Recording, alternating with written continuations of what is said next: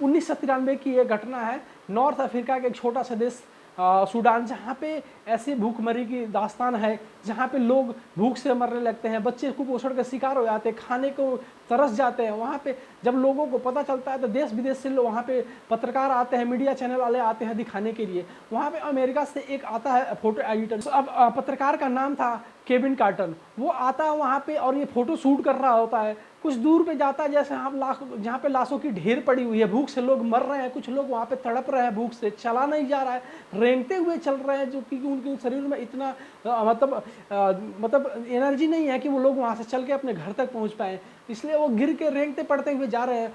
कुछ दूरी पे जाते हैं तो देखते हैं कि एक छोटी सी बच्ची जो कि चल नहीं पा रही है, भूख से इतना बेदम हो गई है कि वो रेंगते हुए अपने घर के तरफ जा रही है।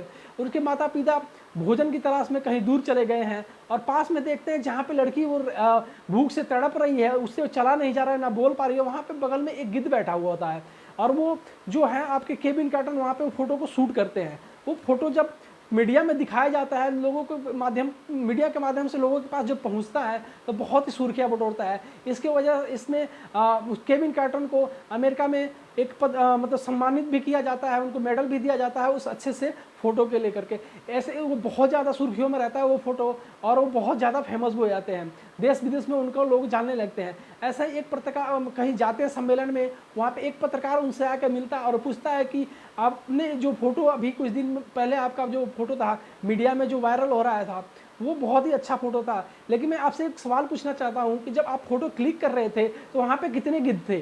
तो केविन कार्टर ने बहुत शालीनता से उनको उत्तर दिया कि वहाँ पे एक गिद्ध था और एक छोटी सी बच्ची थी। तो रिपोर्टर ने उनसे बोलता है कि नहीं, आप गलती कर रहे हैं, वहाँ पे 2 गिद्ध थे और एक लड़की थी। केविन कार्टर को ये बात समझ नहीं आती है, उनके पैरों तले जमीन खिसक जाता है कि ऐसे कैसे हो सकता है, मैंने फोटो में तो एक ही गिद्ध देखा था। लेकिन जब घर आते हैं, उनको बातें जब समझ में आती है तो इतना ज़्यादा वो डिप्रेशन में चले जाते हैं, इतने ज़्यादा सोचते हैं कि उनका कुछ दिनों बाद उनका देहांत हो जाता है। वो ऐसे तो लोग शायद ही आपके दुनिया में मिलेंगे जो कि अपने गलतियों के सोचते हैं और मतलब वहाँ पे एक इंसानियत का मतलब फ़र्ज ना निभा पाने की वजह से वो अपने आप को मतलब कह सकते हैं कि तड़पा करके मतलब डिप्रेशन की वजह से उनकी मौत हो जाती है। ऐसे शायद दुनिया में कोई शायद ही कोई लोग मिलता होगा। दोस्तों, मुझे इस घटना को सुनाने के पीछे मकसद है कि आज जो घटना एक सच्ची घटना के बारे में बात करने जा रहा हूँ, जो वो कहीं दूर का नहीं, अपने ही देश का मणिपुर का है। तो दोस्तों, इसमें आपको पता है दोस्तों कि हमारे देश में माता बहनों महिलाओं को लक्ष्मी का रूप दिया जाता है, लक्ष्मी मानते हैं हम लोग। लेकिन जो कर्म वहाँ पे किया गया है कुछ दिन पहले, शायद वो मतलब वो कहते हैं ना कि जो गिद्ध वाली जो वहाँ पे मैंने अभी एग्जांपल इसलिए दिखाया कि जो यहाँ पे जो देख रहे थे उस घटना को, वो कोई गिद्ध से कम नहीं थे, और जो वहाँ पे वो जिस घटना को अंजाम दिया वो इतने नीच और वो गिद्ध से कम नहीं थे, वो हैवान थे, शैतान कर सकते हैं वो, और जो लोग वहाँ पे खड़ा होकर के देख रहे थे वो भी कोई हैवान से कम नहीं थे। दोस्तों, ये घटना है 4 मई की, जहाँ पे 2 गुटों के बीच काफ़ी ज़्यादा आरक्षण के लेकर के आपस में टकराव हो जाता है। और बहुत जब जो गुट उसमें एक जो गुट होता है जो कि जहाँ पे भी वो लूटते हैं, पीटते हैं, लोगों को मार रहे थे, घर जला रहे थे। ऐसे होता है, एक छोटे से गांव में जाते हैं मणिपुर के, जहाँ पे छोटा सा गांव होता है, लोग लूटने लगते हैं, हमला कर लेते हैं। 1000-1500 की संख्या में जब लोग आते हैं, घरों को चलाने लगते हैं, तो उसमें से उस गांव से अपनी जान बचा करके 2 पुरुष होते हैं उसमें और 3 महिलाएं होती है, जंगल की तरफ भागते हैं और जाकर के वहाँ छुप जाते हैं। यहाँ से जो हमलावर थे, जो हजारों की संख्या में थे, बकरियों को लूट लिया था, घरों को लूट लिया था, जला करके जैसे ही जंगल की तरफ जाते हैं तो बकरियाँ थी जो कुछ बकरियाँ छूट जाती हैं और भागती हैं जंगल की तरफ, वो बकरियाँ उन आदमियों के पास चली जाती है, जिसके वजह से वो 5 लोग पकड़े जाते हैं। लेकिन किसी के पास मोबाइल होता है और वो पुलिस को उसी दौरान भागते समय पुलिस को इन्फॉर्म कर देता है, पुलिस को खबर दे देता है कि हम इस तरफ जा रहे हैं, हमारे जान को खतरा है, आप प्लीज़ हमें बचा लीजिए। पुलिस आती है और वहाँ पे मिलती है उन लोगों को, अपने साथ जीप में बैठा करके जैसे वहाँ से ले जाने की कोशिश करती है। थाना वहाँ से मात्र 2 किलोमीटर होता है, लगभग 5 या 6 की संख्या में पुलिस वाले होते हैं जीप में, और इन 5 लोगों को, जिसमें 3 महिलाओं में से एक लड़की होती है, एक 20 साल की, और 2 औरतें होती हैं और 2 पुरुष होते हैं। इनको जैसे लेके आती है तब हजारों की संख्या में भीड़ आती है और उनको घेर लेती है और पुलिस के कब्जे से उन लोगों को छीन लेती हैं। और पुलिस वहाँ पे बस एक मतलब कहते हैं कि मुख्य दर्शक बन के देखती ही रह जाती है। कहते हैं कि वो पुलिस कम वो मतलब कह सकते हैं कि बुद्धिजील से कि उनके सामने से किसी को छीना जाता है और वो कुछ नहीं कर पाते हैं। जब लोगों ने उनको वहाँ से, जब पुलिस के कब्जे से जब उनको छीन लेते हैं और मारने पीटने लगते हैं, उसके बाद से जो घटना होती है शायद आपके आंखों को भी नम कर सकती है, आपके दिल को दहला सकती है। तो इसमें क्या होता है कि जो भी लोग थे वहाँ पे, जितने वो जो औरतें थी उनके कपड़ों को उतार देते हैं और नंगा परेड कराया जाता है वहाँ पे। ये घटना इतना दुखद है कि आप सोच भी नहीं सकते। जिस देश में महिलाओं को लक्ष्मी माना जाता है उस देश में ऐसा कर्म किया गया, जहाँ पे और उसके साथ साथ जो लड़की थी उसके साथ बारी बारी करके, मतलब गिनती नहीं है कि कितने लोगों ने उसके साथ दुष्कर्म किया। वो लड़की चीखती रही, चिल्लाती रही। साथ में जो 2 औरतें थी उसमें से एक औरत थी जिसको आप सोचें, जब सुनेंगे उसके बारे में तो आपका भी दिल दहल उठेगा। वो औरत कहती है कि हम आपको जानते हैं, आप प्लीज़ आप मुझे भी हमें आप जानते हैं, प्लीज़ हमें माफ़ कर दीजिए, छोड़ दीजिए, हमारे साथ ऐसा मत करिए। रहम की भीख मांगती रहती है, लेकिन वो दरिंदे बिल्कुल भी नहीं सुनते हैं और अपनी दरिंदगी की हद को पार करते जाते हैं। उसके बाद से जो उसके साथ जो 2 पुरुष थे वो थे, उस लड़की के एक भाई था और एक पिता था। जब वो अपने बेटी को, अपने बहन के साथ दुष्कर्म देखते हैं तो वो उनको छोड़ा, मतलब बचाने की कोशिश करते हैं, गुहार लगाते हैं लोग, लेकिन मानने को तैयार नहीं होते हैं। उनको इतना पीटते हैं, इतना मारते हैं कि उसके पिता और उसके भाई का वहीं पे देहांत हो जाता है और दुष्कर्म करते रहते हैं बारी बार से। वहाँ से जो भीड़ में थे लोग जो मतलब बोली लगाते हैं कि जिसको भी गलत काम करना, मतलब दुष्कर्म करना हो आ जाए, और आते जाते हैं और करते जाते हैं। और पुलिस वाले वहाँ पे बिल्कुल मतलब देखते रहते हैं, लेकिन वो कुछ भी कर नहीं पाते हैं।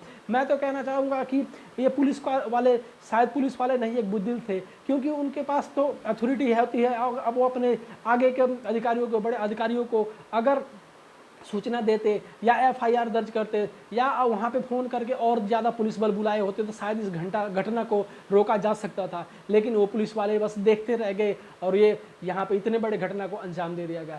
उसके बाद से दो जो पुरुष थे, जो उस लड़की के भाई थे और जो पिता था, उसको पीट करके उसकी मौत के घाट उतार दिया जाता। उसके बाद से औरतों को वस्त्र से, जितने भी उनके शरीर पे वस्त्र थे, उतार दिया जाता है और लोगों के बीच में परेड कराया जाता है रोडों पे। जैसे तैसे उन चंगुल से महिलाएं बचती हैं और वहाँ से भागने की कोशिश करती हैं। उसी दौरान किसी ने मोबाइल से 20 सेकंड का एक वीडियो शूट कर लेता है और ये वीडियो तब वायरल होता है जब ये सारे घटना को मतलब करके जो जितने भी वो थे वहाँ पे जो भी दरिंदे थे इस घटने को भूल जाते हैं। जब लगभग 77 मतलब 4 मई का ये घटना होता है और 77 दिन बाद जब ये वीडियो वायरल होता है तो सारे देश में आग की तरह फैल जाती है कि ऐसा क्या हो गया। सारे लोग मतलब जो भी देखता है उसके मन में आक्रोश होता है कि हम जो भी ये काम करने वाले हैं, जो भी ये दरिंदे हैं, इनको कड़ी से कड़ी सजा दी जाए। यहाँ पे मैं एक चीज़ कहना चाहूँगा कि जो उसमें दो महिलाएं थी, उसमें से एक महिला थी जो एक हमारे देश का सिपाही था, उसका रिटायर्ड सिपाही था, उसकी वो पत्नी थी, जो कि बताता है कि मैं जो कारगिल का युद्ध हुआ था उसमें मैंने दुश्मनों के साथ लड़ा और दुश्मनों को हराया। वहाँ पे हमने अपने देश का झंडा ऊंचा रखा, अपने देश के शान के लिए लड़ा, लेकिन आज मैं हार गया, मैं अपने लोगों से ही हार गया। मैं अब अपने पत्नी को क्या जवाब दूंगा कि मैं जो जवान देश के लिए रक्षा किया, देश के लिए लड़ा, वो आज अपनी पत्नी को बचा नहीं पाया। ये दुखद घटना जब लोगों के बीच में आती है तो बहुत मतलब एक दुख पैदा करता है। मैं उन घटना के लिए अगर समय रहते ही वहाँ की सरकार अगर इस घटने को पूरी गंभीरता से ली होती तो शायद ये घटना हमारे देश में नहीं हुआ होता। अब यहाँ पे क्या हो रहा है कि जैसे ये घटना वायरल होती है तो हमारे देश मतलब केंद्र सरकार को कह लो और राज्य सरकार दोनों एक दूसरे पे आरोप लगा रहे हैं, मतलब विपक्ष और पक्ष आपस में लड़ रहे हैं, लेकिन ये कोई नहीं कह रहा है कि एक देश की फौजी के पत्नी के साथ इतना बड़ा घटना हो गया। लेकिन 77 दिन तक वहाँ की जो भी कह लीजिए पुलिस वाले हों या फिर वो वहाँ के नेता हो, राजनेता हो, सीएम हो या हमारे देश के पीएम हो, 77 दिन बाद वहाँ पे सब लोग खुल के बोलना स्टार्ट करते हैं कि हाँ घटना होनी चाहिए। ट्विटर पर, यूट्यूब पे, फेसबुक पे जब ये घटना पूरा वायरल हो जाता है तब लोग कहते हैं कि हाँ इस चीज़ का अगर क्या उस 20 सेकंड का वीडियो अगर वायरल नहीं होता तो क्या इस घटना को इतनी गंभीरता से लिया जाता। ऐसे घटनाएं कहा जा रहा है कि वहाँ पे लगभग 150 से ज़्यादा लोगों की मौत हुई है इस दंगे में और हज़ारों लोगों का घर जल गया है, घर से बेघर हो गए, नौकरियाँ चली गई हैं, उनका पैसा ख़त्म हो गया, उनका बिजनेस दुकान ख़त्म हो गया है। लेकिन कोई वहाँ पे अभी कोई बहुत ठोस कदम कहा जाए तो नहीं उठाया गया है। लेकिन इससे बहुत दुख होता है कि हमारे देश के नेता, हमारे देश के बड़े बड़े नेता जो बातें तो बहुत करते हैं लेकिन जब बात आती है वहाँ देश की सुरक्षा, अपने जनता की सुरक्षा की, तो वहाँ पे अपने आप को, अपने कुर्सी को बचाते नज़र आते हैं। तो ये घटना किसी के दिल को दुखाने के लिए नहीं था, ना ही किसी चीज़ को प्रोत्साहित करने के लिए था। ये घटना बस आपको सावधान करने के लिए है कि इस देश में अगर आपको इंसाफ चाहिए, आपके पास प्रूफ होना बहुत ज़रूरी है। क्योंकि अगर ये प्रूफ नहीं होता, 20 सेकंड का वीडियो वायरल नहीं हुआ होता, तो शायद वो जो भी दंगाई थे, जो भी वो दरिंदे थे, आज शायद सलाखों के पीछे नहीं होते, ना ही उसको कोई पकड़ पाता। क्योंकि पुलिस के सामने इतना बड़ा घटना होने के बाद भी पुलिस ना तो एफआईआर करती है, ना उस पर कोई एक्शन कर लेती है, ना ही कोई गिरफ्तारी करती है। जब ये वीडियो वायरल होता है तब जाके पुलिस भी एक्शन लेती है, तब हमारे देश के बड़े बड़े नेता भी अपना विचार प्रकट करने लगते हैं। लेकिन उससे पहले इस एक अनजान सा घटना था, किसी को इसके बारे में कुछ भी नहीं पता था। तो मेरे कहने का मकसद यही है, और ये सच्ची घटना का मकसद बताने का मकसद यही है कि आप जहाँ भी रहिए अपना मोबाइल फ़ोन को हमेशा मतलब साथ रखिए। ऐसी घटनाओं को अपने वीडियो के मतलब फ़ोन के से वीडियो ज़रूर बनाइए, ताकि आपको अगर कोई न्याय पाना है तो शायद ये आपके लिए बहुत बड़ा हथियार साबित हो सकता है। वीडियो आप लोगों को कैसा लगा, लाइक और सब्सक्राइब जरूर कीजिएगा। धन्यवाद।